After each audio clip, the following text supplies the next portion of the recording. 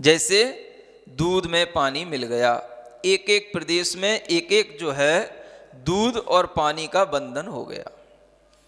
तो वह चीज जिस प्रकार से घटित हुई उसी तरीके से एक तो परिवर्तन ये हुआ कि उसका द्रव परिणमन बदला, उसी तरीके से आत्मा के प्रदेश स्वभाव में परिणमन आया, वो अमूर्त से कैसा हो गया, अमूर्त स्वभाव वाला हो गया, है ना।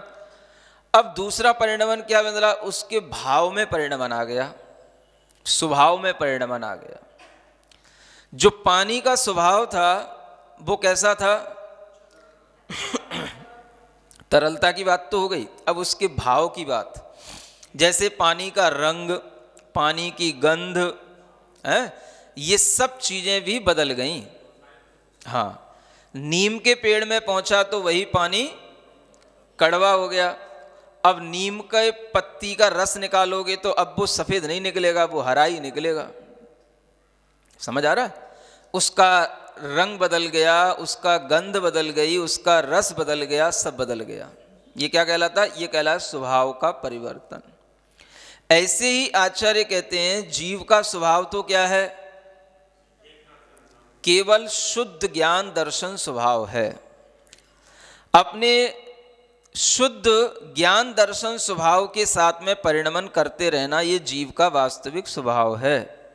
लेकिन इन पर्यायों की संगति में आकर के कर्म का बंध होने के कारण से उसका स्वभाव ऐसा बदला कि वो ज्ञान दर्शन तो पीछे रह गया और राग द्वेष मोह कसाएं ये सब चीजें आगे आ गई।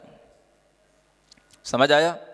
तो क्या हुआ, दो प्रकार से परिवर्तन हुआ, एक प्रदेश रूप में और एक भाव रूप में। जो प्रदेश रूप परिवर्तन हुआ उससे अमूर्त का मूर्त हो गया, और भाव रूप जो परिवर्तन हुआ उससे वह अपने स्वभाव में नहीं रह पाया। शुद्ध स्वभाव में रहना चाहिए था, ज्ञाता दृष्टा स्वभाव में रहना चाहिए था, वो नहीं रह पाया।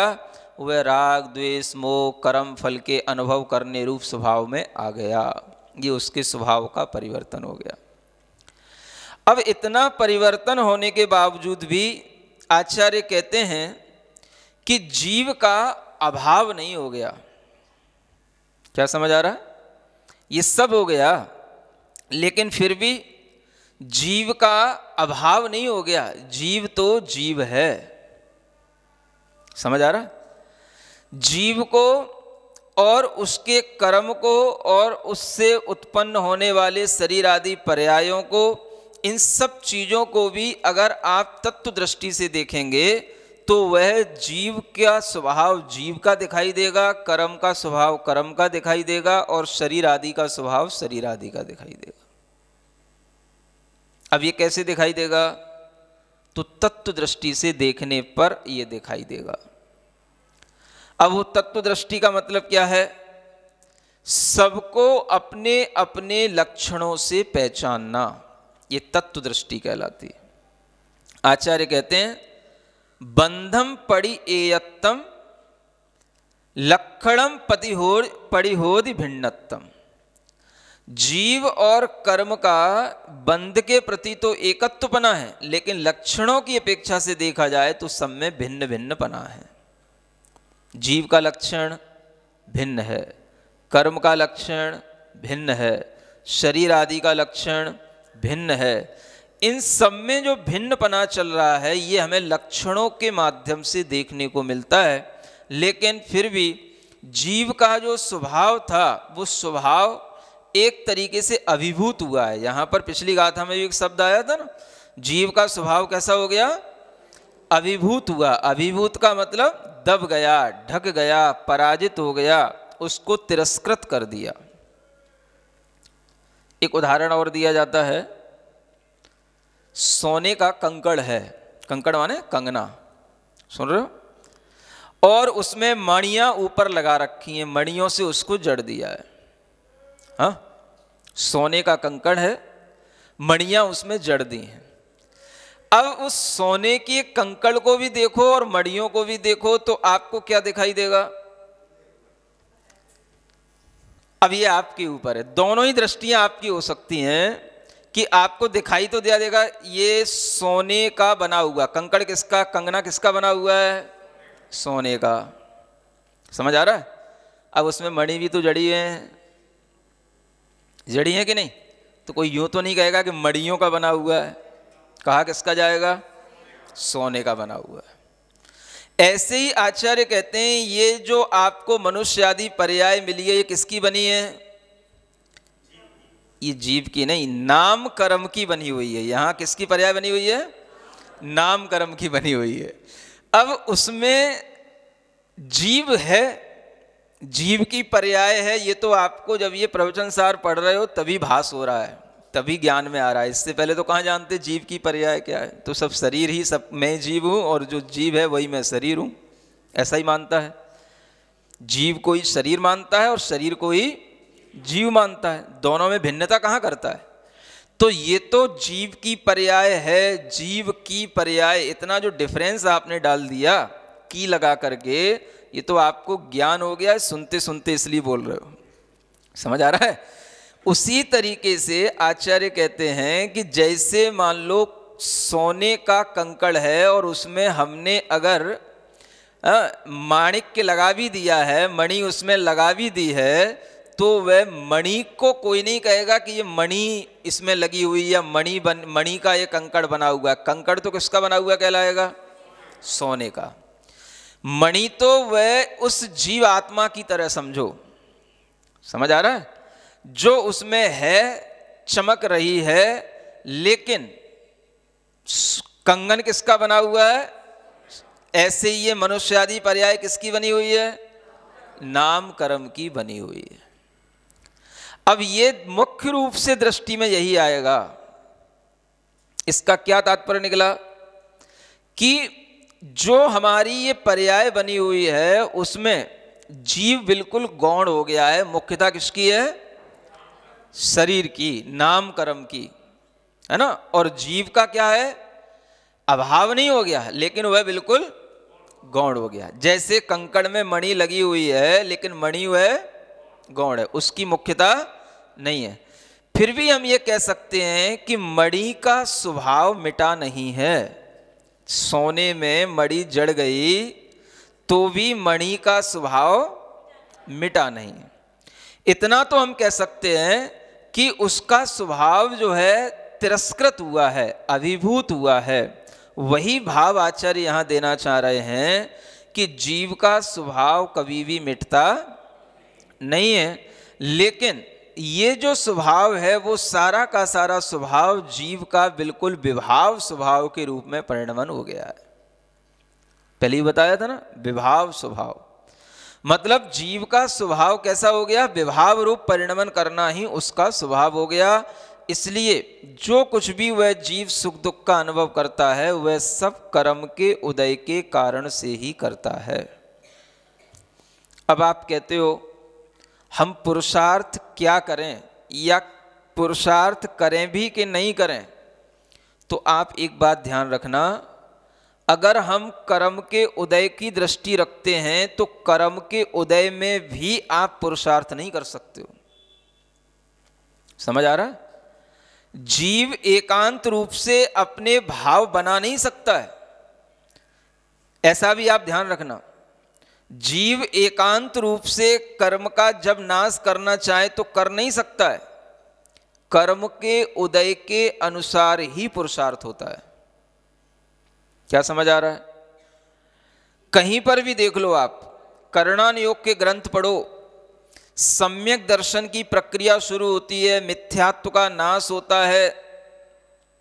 तो ये किसका नाश हो रहा है?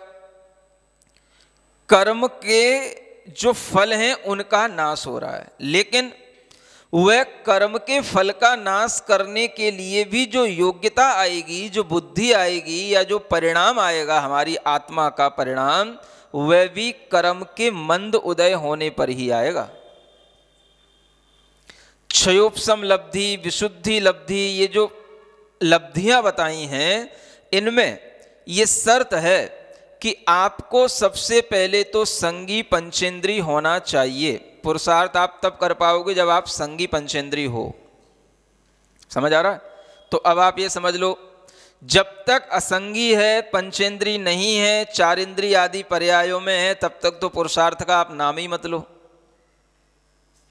क्या समझ आ रहा है? आप कह रहे हो पुरुषार्थ करें करें, कब कर पाओगे? पुरुषार्थ की भी एक योग्यता होती है, तो वह पुरुषार्थ करने की भी योग्यता कब आएगी? हाँ, पहले संगी पंचेंद्री होना चाहिए, पर्याप्तक होना चाहिए। संगी पंचेंद्री तो है, लेकिन अपर्याप्त दशा में ही रह करके मर गया तो भी पुरुषार्थ नहीं कर सकता। क्या होना चाहिए? संगी पंचेंद्री पर्याप्तक। समझ आ रहा है? और इतना सब कुछ होने के बावजूद भी उसके लिए यह ज्ञान होना चाहिए कि हमारा स्वभाव इन कर्मों के स्वभाव से भिन्न है, तब जाकर के वह अपने लिए कोई पुरुषार्थ करने की भावना कर सकता है। अगर उसे भान नहीं है तो अन्य अनेक ऐसे मनुष्य हैं, उनकी तरह ही वह मनुष्य जीवन जी करके अपनी पूरी आयु गंवा देगा, उसके लिए कभी पुरुषार्थ करने का कोई भाव नहीं आएगा। कौन पर्याप्त नहीं कहलाता? नहीं नहीं, सब पर्याप्तक ही होते हैं। पर्याप्तक जीव होने के बावजूद भी जब तक ज्ञान नहीं आता तब तक परिणामों में विशुद्धि नहीं आती, विशुद्धि नहीं आती तब तक उसके लिए ये लब्धियां प्राप्त नहीं होती जो कही गई हैं कि क्षयोपशम लब्धि के आगे विशुद्ध लब्धि है, प्रायोग्य लब्धि है, देशनाएं लब्धि हैं। ये सब लब्धियां उसको कैसे मिलेंगी? दोनों चीज़ों से मिलती हैं। कर्म का उदय, कर्म की अनुभाग शक्तियां सब कम होती चली जा रही हैं और जीव का परिणाम भी उसके साथ में बढ़ता चला जा रहा है। तो जीव का परिणाम कब बढ़ेगा? जब उसके साथ कर्म का अभाव, कर्म का उपशमन, कर्म का क्षय, कर्म का उसके साथ विनाश हो रहा होगा, कर्म की जो फल देने की शक्ति है वो घट रही होगी, तभी जीव अपना परिणाम बढ़ा सकता है। ये समझने की चीज है कि जीव कभी भी अपने मन से कुछ भी चाह ले, ये संभव नहीं है। समझ आ रहा है? आपके लिए जो आज यहाँ बैठे हो, अपने मन में जो आ रहा है वह मन में आ रहा है तो वह तब आ रहा है जब आपने बहुत कुछ पहले सुन रखा है, समझ रखा है, तब आप कह पा रहे हो कि हम अपने मन में चाह करके हम कुछ करना की भाव कर रहे हैं। तो ऐसा लगता है जैसे हम कुछ पुरुषार्थ करना चाह रहे हैं। हम कुछ पुरुषार्थ कर सकते हैं, लेकिन कितना कर सकते हो?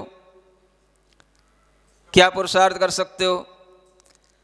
जो हमारे कर्म के फल से हमको जितना विशुद्धि का भाव बन रहा है, उस विशुद्धि के भाव में अगर आप अपनी जीवात्मा की शक्ति को बढ़ाओगे तो वह भी थोड़ा बहुत ही बढ़ा सकते हो। क्या समझ आ रहा है? थोड़ा बहुत से मतलब इतना ही आपके लिए वर्तमान में पुरुषार्थ हो सकता है कि आप अपने मिथ्यात्व के भाव से बचकर के अपने आप को सम्यक्त्व के भाव में लगाओ। आप अपने अविरति के भाव को छोड़ करके विरति के भाव में अपने आप को लगाओ। इतना तो आप पुरुषार्थ कर सकते हो, लेकिन इससे ज़्यादा आपका कोई पुरुषार्थ नहीं हो सकता है। और उतना पुरुषार्थ भी सबके बस की चीज़ नहीं है। क्या समझ आ रहा है? कितने ही लोग जानते हैं क्या क्या मिथ्यात्व होता है, रागी देवी देवताओं की मान्यता में फिर भी पड़े रहते हैं, छूटता नहीं है, भय के कारण से वो हो ही जाता है। क्या समझ आ रहा है? जानने से भी पुरुषार्थ नहीं हो रहा है। पुरुषार्थ तो कुछ करने से होता है, और वो करना भी तब होता है जब आपके कर्म के उदय क्या हो, थोड़े से मंद हो। समझ आ रहा है? अगर मौनी कर्म की शक्ति तीव्र है तो आप सुन लोगे, जान लोगे, लेकिन कर कुछ फिर भी कुछ नहीं कर पाओगे। देखो 12 भावना पढ़ते हो ना, उसमें एक चीज आती है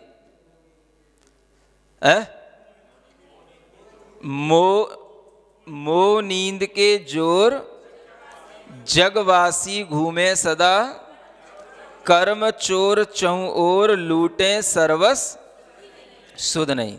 अब यहां क्या कहा? कौन लूट रहा है? कर्म रूपी चोर सर्वस्व लूट रहे हैं, सुध नहीं। पहले समझ आ रहा है ना? मतलब शुद्ध प्राप्त होने के लिए भी कि हम क्या हैं, हम जैन हैं, हमें जिनवाणी पढ़ना है, हमें गुरुओं की बात को सुनना है, हमारे भगवान वीतराग हैं, इतनी भी शुद्ध आना तब संभव है जब कर्म के उदय कुछ थोड़े से मंद पड़े। समझ आ रहा है? नहीं तो कर्म चोर चंगोर लूटे सर्वस शुद्ध नहीं। तो हाँ, अपने हाथ में कुछ भी नहीं है, और अपने हाथ में जो है वह अगर हम बनाए रखने की कोशिश करेंगे तो वह एक लिमिट तक बनाए रख सकते हैं। हमें यह भी जानना चाहिए कि कर्म के उदय को भी हमें स्वीकार करना चाहिए। कर्म चोर चंगोर लूटे सर्वस शुद्ध नहीं। अनादि काल से हमारा अनंत जीवन निकला किस कारण से? इन्हीं कर्मों के कारण से। तो कर्म चोर ने अपने को कभी भी शुद्ध ही उत्पन्न नहीं होने दी। समझ आ रहा? इतना हावी रहते हैं वो अपने ऊपर। अब आगे क्या कहते हैं, इसके आगे की लाइन क्या है?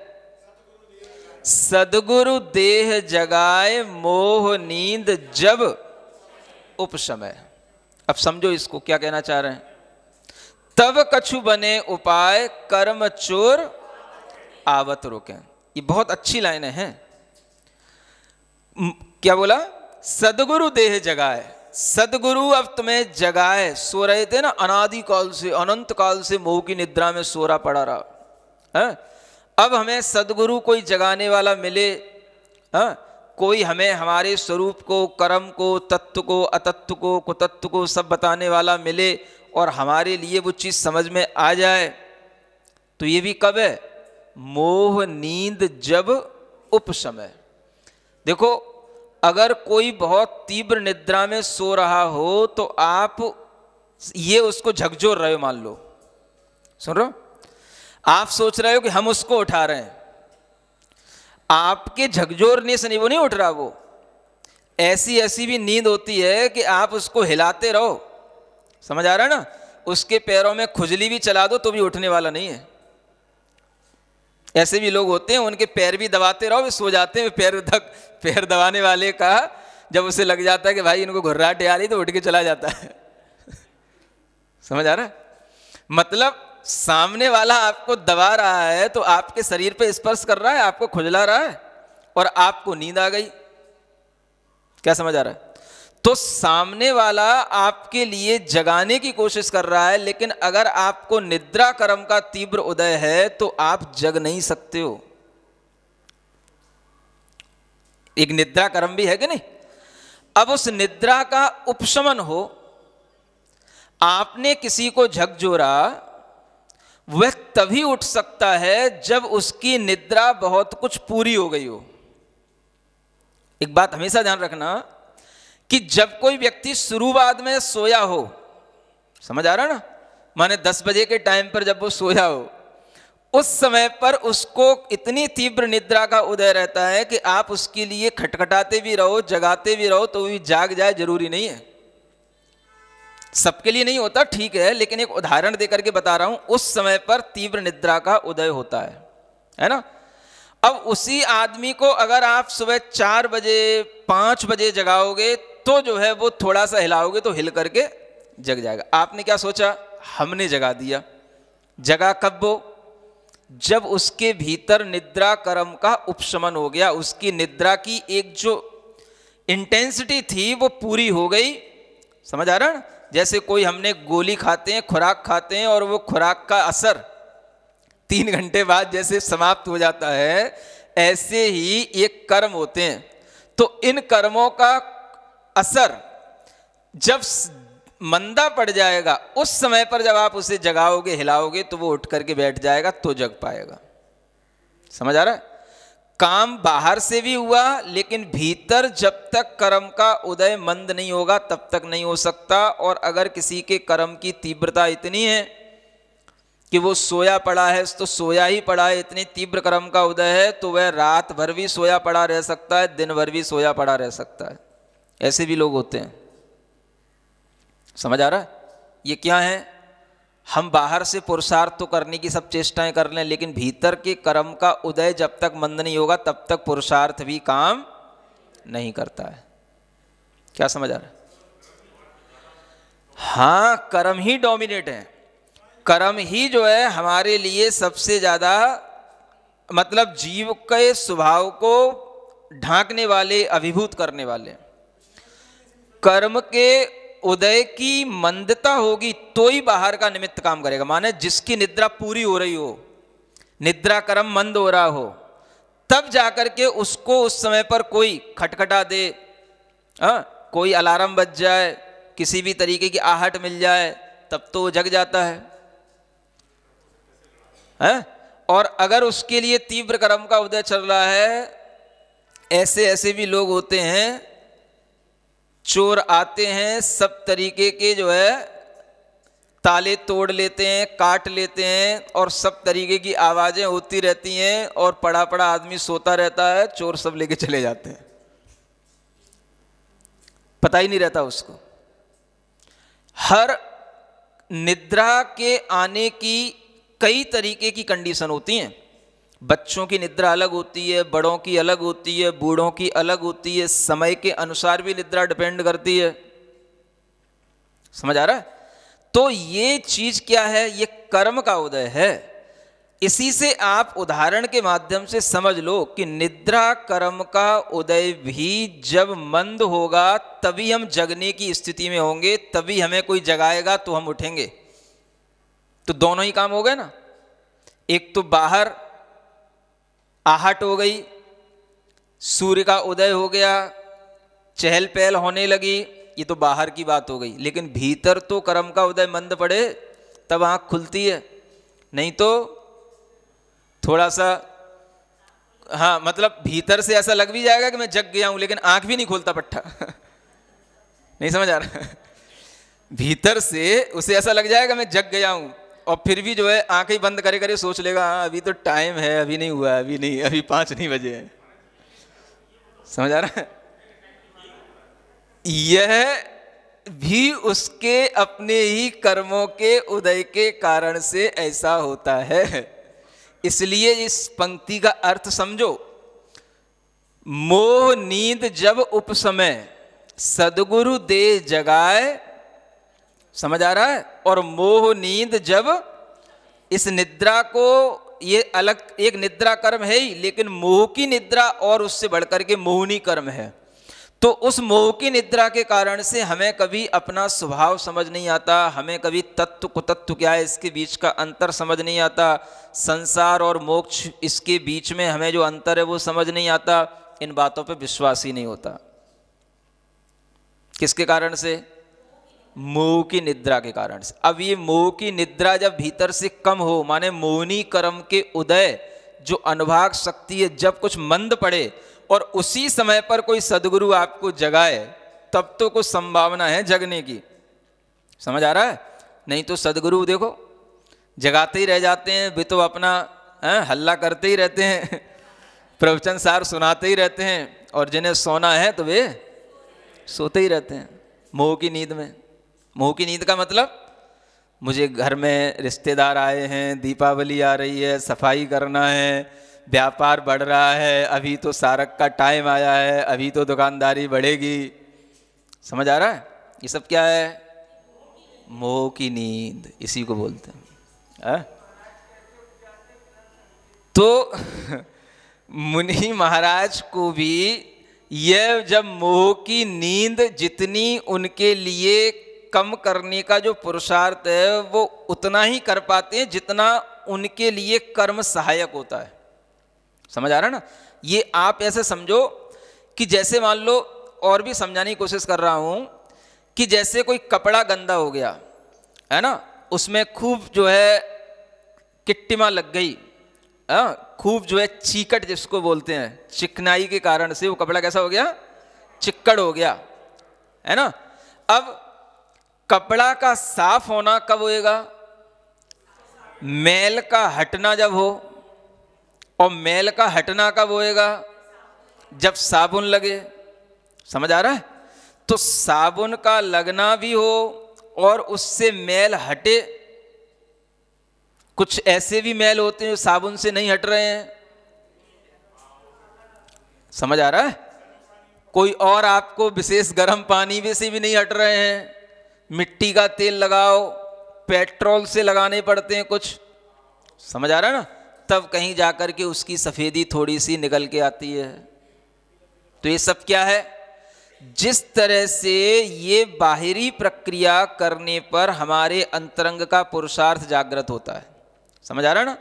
अगर कहीं पर एक जगह पर भी हमें ऐसा लगने लग जाए कि हाँ यहाँ से ये हट गया, जैसे हम किसी चीज़ में से कोई चीज़ जम गई हो तो हम उसको नाखून से हटाते हैं, जब एक थोड़ी सी पकड़ में आ जाए, एक उसका ऊपर की पपड़ी हट जाए तो फिर हम उसको निकालते चले जाएं। अब हमें इतनी जगह नहीं मिल रही कि हम उसमें पेचकस लगाएं कहाँ, समझ आ रहा है ना। लकड़ी कठोर है तो हम उसको तोड़ें कहाँ से, कहीं जगह तो समझ में आए जहाँ संधि। तो ये समझने की चीज है, जीव और कर्म के उदय इनमें ऐसा ही चलता है। ये कर्म का उदय मंद होना और उसी समय पर जीव के अंदर कोई ज्ञान मिलना, ये दोनों चीजें जब एक साथ होंगी तभी जाकर के उसकी बुद्धि में कुछ आएगा कि मैं पुरुषार्थ करूं, अन्यथा उससे पहले कर्म चोर चौर लूटें सर्व सुध नहीं, ये अनादिकाल से चला आ रहा है। इसलिए कर्म के उदय की भी हमें महिमा देखनी चाहिए, उसकी बलिहारी है जो ये जीव पुरुषार्थ भी नहीं कर पाता है। सब सुनकर के भी कितने पुरुषार्थ कर लेते हो आप लोग, हैं? सबको मालूम रहता है क्रोध करना बुरा है, फिर भी सब छोड़ देते हैं। सबको मालूम रहता है मिथ्यात्व क्या कहलाता है, फिर भी छोड़ देते हैं। सबको मालूम रहता है रात में भोजन करना पाप है, अभक्ष्य खाना पाप है, फिर भी छोड़ देते हैं। क्यों नहीं होता? वह भी उस कर्म की तीव्रता के कारण से। अब जीव को हिलाते हिलाते इतनी समझ आ जाए, समझ आ रहा है, जब कोई व्यक्ति पुरुषार्थ करने की कोशिश करता है तो देखो कैसे मन बनाता है। आपको मान लो बिस्कुट का त्याग करना है, समझ आ रहा है। अब आप सोचो कैसे करोगे बिस्कुट का त्याग। मोह कर्म कहेगा पार्ले का biscuit very tasty, Britannia very tasty, समझ आ रहा है। और फिर उसको ये भी लग रहा है कि हमें बताया गया है ये बिस्कुट में जो है अंडे की जर्दी है, इसमें जो है किसी भी तरीके का कोई भी जो है अभक्ष्य पदार्थ भी मिले हुए हैं, खाने योग्य नहीं है लेकिन खाना है। फिर वो देखो कैसे पुरुषार्थ करता है, छोड़ दूंगा। तो फिर वो सोचता है अब मामा के घर जाऊंगा, अपने दोस्तों के घर जाऊंगा, दीपावली आ रही है, दोस्त बुलाएंगे, रिश्तेदार आएंगे बुलाएंगे, फिर सबके बैठ के बीच में फिर खा पाऊंगा कि नहीं खा पाऊंगा। अरे तो फिर सबके बीच में बैठ करके तो फिर खाना ही पड़ेगा, तो फिर अब नहीं छोड़ सकता है, समझ आ रहा है, अब नहीं छोड़ सकता। मतलब क्या हुआ? पुरुषार्थ, देखो बातें करना सरल है, समझने की कोशिश करो। पुरुषार्थ करने की बातें करने वाले कितना पुरुषार्थ कर पाते हैं, अपने मन में सोचें कि अब हमें एक बिस्कुट का त्याग करने का पुरुषार्थ करना है तो हमें कितना अपना मन बनाना पड़ता है, कितना पुरुषार्थ करना पड़ता है। समझते समझते भी मन कहता है कि भाई नहीं, ये अपन से नहीं हो पाएगा, समझ आ रहा है। हाँ, कहीं बाहर जाना पड़ता है, कहीं पर भी कुछ नहीं मिले, बिस्कुट ही कोई खिला रहा हो और अपन को भूख लग रही हो तो फिर अपन क्या करेंगे, क्या समझ आ रहा है। और कहीं पर कोई मीटिंग में बैठे हैं और वहाँ पर चाय आई है, बिस्कुट आए हैं और कोई चीज़ ही नहीं है और हम कहें नहीं हम बिस्कुट नहीं खाते हैं, तो लोग हमको क्या कहेंगे, हाँ, कि एक ऐसा बेवकूफ़ आदमी है, हाँ, बिस्कुट भी नहीं खाता है, हाँ, इसमें कौन सा मांस मिला हुआ है। ऐसे तमाम तरह के विचार आपके अंदर आते हैं, कर्म के उदय आपके लिए लुभाते हैं और उस कर्म के उदय के कारण से आप में ज्ञान होते हुए भी आप पुरुषार्थ नहीं कर पाते हैं, समझ आ रहा है। अब यहां पर थोड़ा सा पुरुषार्थ करने की एक गुंजाइश होती है। कहां पे? जब हमें कोई ने कुछ बताया हो, हमारी समझ में कुछ आया हो और हम वैसी संगति में बैठे हों तो पुरुषार्थ होने की गुंजाइश होती है। नहीं तो जो लोग खा रहे हैं, पी रहे हैं, मौज कर रहे हैं, उन्हें कुछ नहीं पुरुषार्थ करना है, वो तो सब मोह उदय में सब अपना अपना काम कर रहे हैं।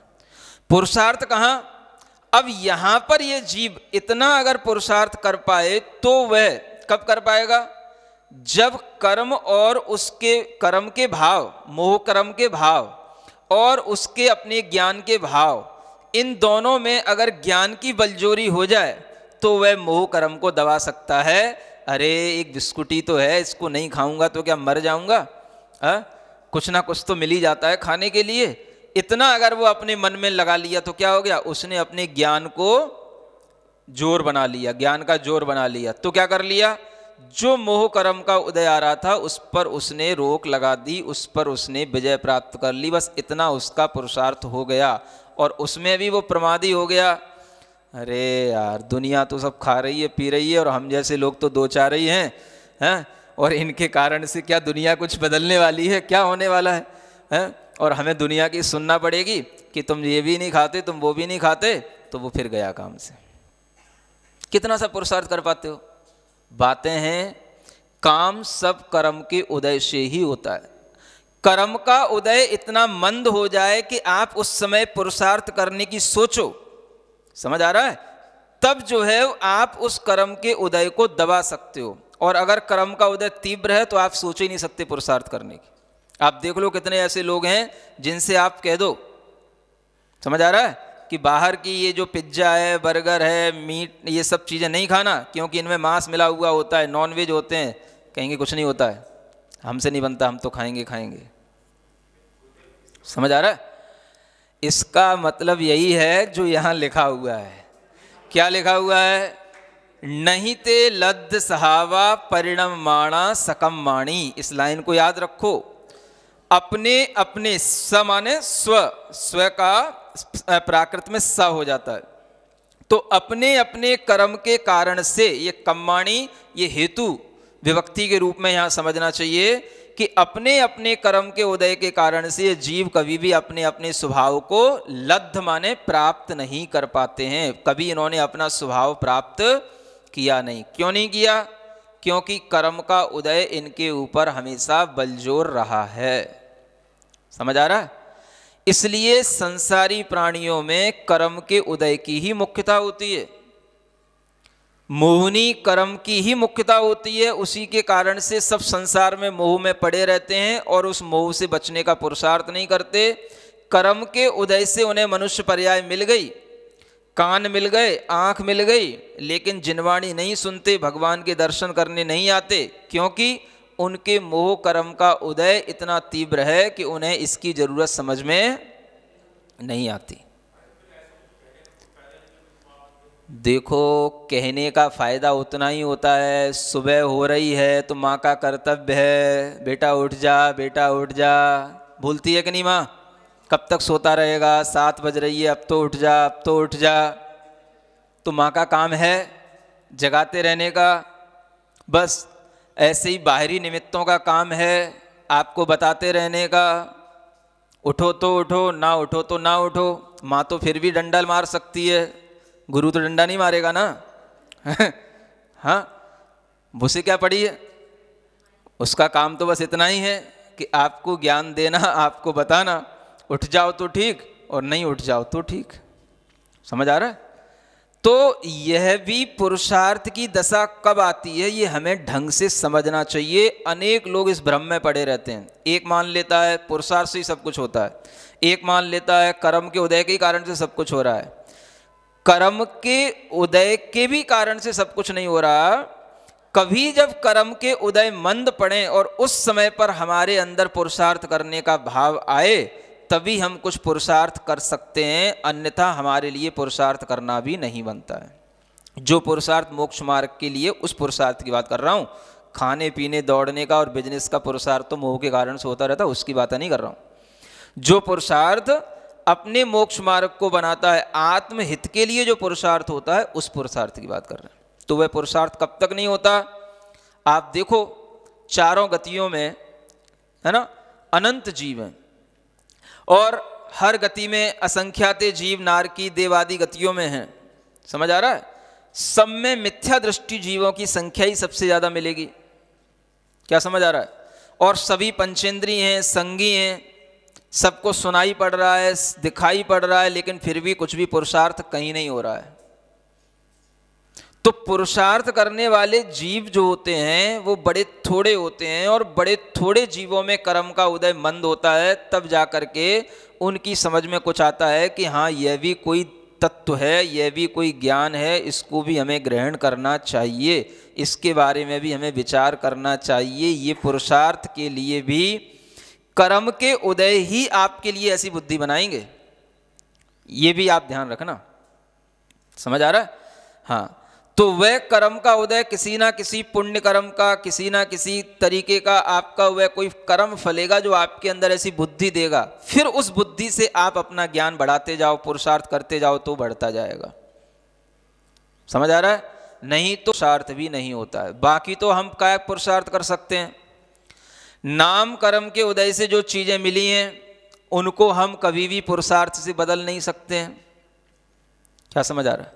जैसी नाक मिली है वैसी मिलेगी, जैसी आंखें मिली वैसी मिलेंगी, जैसा शरीर मिला वैसा ही मिलेगा, जितनी लंबाई चौड़ाई ऊंचाई मिली सब मिले वैसा मिल गया। ये तो सब नाम कर्म, इसमें क्या पुरुषार्थ करोगे?